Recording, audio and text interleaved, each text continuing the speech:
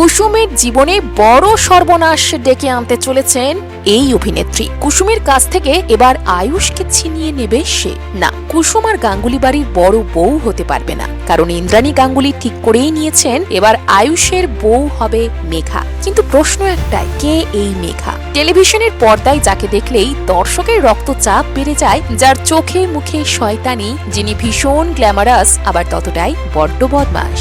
আগে হ্যাঁ, কথা হচ্ছে টলিপাড়ার জনপ্রিয় অভিনেত্রী আয়েন্দ্রি রায়কে নিয়ে। পর্দায় এলেই যেন ষড়যন্ত্র, চালাকি আর খল চরিত্রে ডুবে থাকেন তিনি। দর্শক তাকে দেখলে রেগে যান, বিরক্ত হন, আর ঠিক সেখানেই তো একজন খল অভিনেত্রীর আসল সার্থকতা। কারণ ঝাল না থাকলে তো গল্পই জমে না, ভালোবাসাও গাঢ় হয় না। এই রাগ, এই বিরক্তি প্রমাণ করে খল চরিত্রে আয়েন্দ্রি রায় কতটা সফল।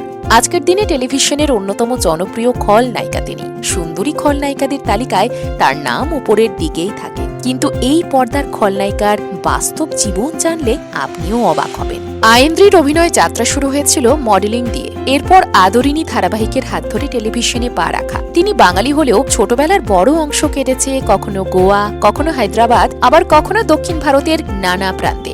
আর এই ভিন্ন সংস্কৃতি, কথাবার্তা ও আচার আচরণ আজ তার অভিনয়ের ভেতর স্পষ্ট ধরা পড়ে। অভিনেত্রীর বাবা ছিলেন একজন সাংবাদিক, মা স্কুল শিক্ষিকা। বাবার ইচ্ছে ছিল মেয়ে সাংবাদিকতায় করুক, কিন্তু অভিনয়ের টান উপেক্ষা করা সম্ভব হয়নি। এই লড়াইয়ে মায়ের পাশে দাঁড়ানোই ছিল তার সবচেয়ে বড় শক্তি। প্রথম ধারাবাহিক করার পর একটা সময় মনে হয়েছিল যে এই জগৎটা তার জন্য নয়, তাই দুম করে অভিনয় থেকে নিজেকে সরিয়ে নিয়েছিলেন আয়েন্দ্রি। কিন্তু প্রতিভা তো আর চুপ করে বসে থাকে না। অভিনয় ছাড়তে চাইলেও অভিনয়ই আবার তাকে নতুন করে সুযোগ এনে দেয়। আজও তাকে বেশিরভাগ সময় পার্শ্ব চরিত্রেই দেখা যায়। লিড চরিত্র করার যে ইচ্ছে নেই তা নয়, তবে পড়াশোনাকেও সমান গুরুত্ব দেন তিনি।